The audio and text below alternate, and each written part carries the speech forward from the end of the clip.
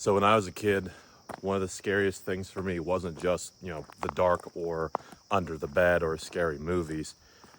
One of the scariest things for me was learning how to play a new video game. I know, that sounds kind of weird, right? It's just a video game. But for me, it was just, I was kind of intimidated by it, right? I didn't know how certain buttons would work or the different levels of difficulty or even how the levels would work for that matter. To me, I kind of almost relate it like a Scarecrow's fear toxin from the Batman movies, because for me, it definitely was all in my head and very much so an in the moment type of thing. So for me personally, video games were something that I actually grew up watching my older sister play. We had a Sega Genesis. There's a 90s reference for you. When we first started. And I remember, I think we had the first Sonic and maybe the second Sonic game. And then somehow we also had the very first Mortal Kombat game. That's a different video in terms of how we got that. But I remember watching my sister play those games.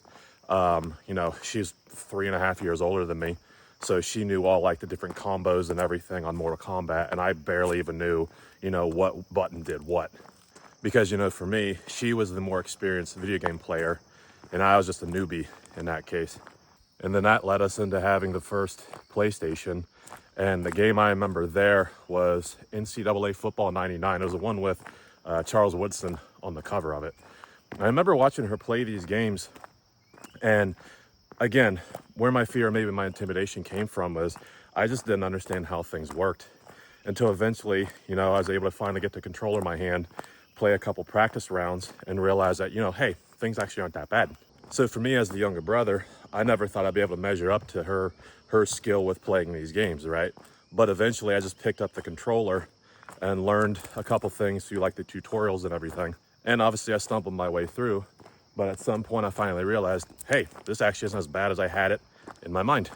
So I think that kind of fear or intimidation that I had, even just learning how to play video games at a young age, translates to even a lot of people that are trying to get into some form of workout program. Fear of what to do, how the controls work, what button does what, how do I learn these combos? Like there's so many things that these higher level people, will know better than you will when you first start. Just like playing a video game, same idea with working out. So obviously there's a fear of what to do. So, what button on the controller does what level is the toughest, right? Similar idea whenever we're in the gym or working out, do I start by walking? Do I start by running? What does this dumbbell thing do? What does this machine do, right? So there's that fear of what to do in that case. Secondly, I think there's a fear of you being compared to others.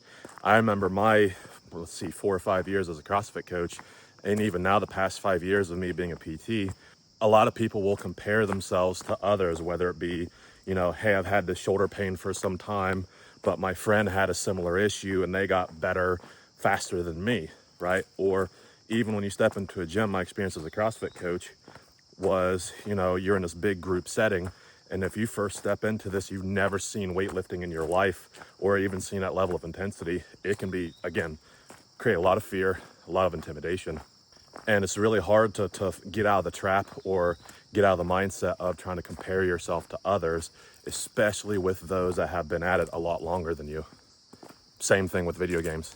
And lastly, I think there's that fear of something being too difficult or that you'll just fail in general. It's kind of like, to me, it's like that boss fight in a video game, like Sonic, for example, when you go fight Dr. Robotnik for the first time. You're not going to be an expert when you first do it, and it may take you a time or two to win that battle, but eventually you will overcome. And again, kind of similar in the gym, I think there's that fear of failure that almost prevents people from starting in the first place. So if we're reframing how we look at fitness or just working out in general, I think there's a couple helpful ways of doing this. I think first things first is kind of find that cool first level. For me, I immediately think of Ratchet and Clank. Those first couple levels are like iconic, but with those, it's built in that you learn as you progress through the level. Same thing with fitness. As I'm doing right now, as you can see, walking on one of my favorite trails back home. So it could be something as simple as that. It could be finding a really cool fitness class at your local gym, either by yourself or maybe even with a friend. Or maybe you have a really cool gym space set up that you can really start to capitalize on.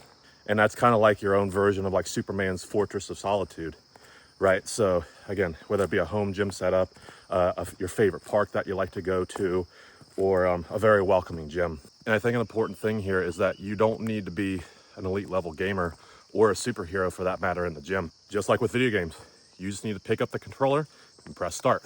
So if this hit home for you, or someone that you may know that feels like they're kind of stuck at the main menu with the fear or maybe intimidation of pressing start, not only on a video game, but of your own fitness journey, be sure to like this video and subscribe to the channel in order to learn more nerd-friendly fitness tips because I make a lot of videos on topics just like this.